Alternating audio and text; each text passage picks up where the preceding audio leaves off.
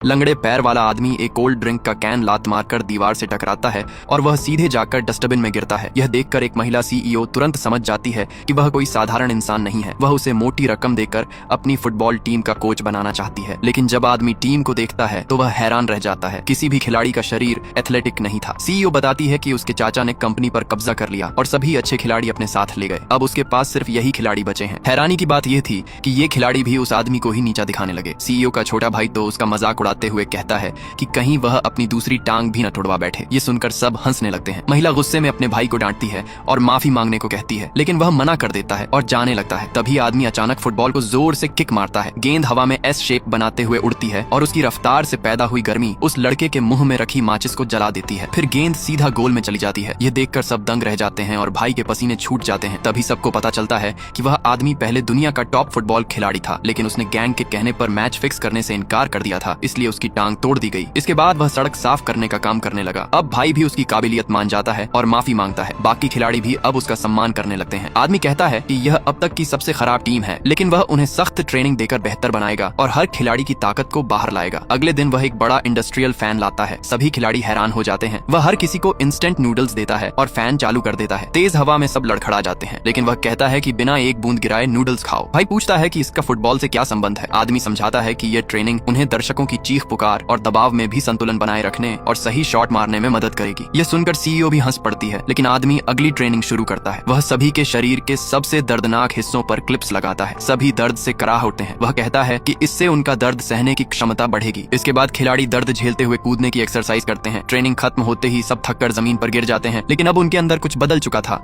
Part 2 के लिए channel को सब्सक्राइब करके कमेंट में पार्ट 2 लिख दो।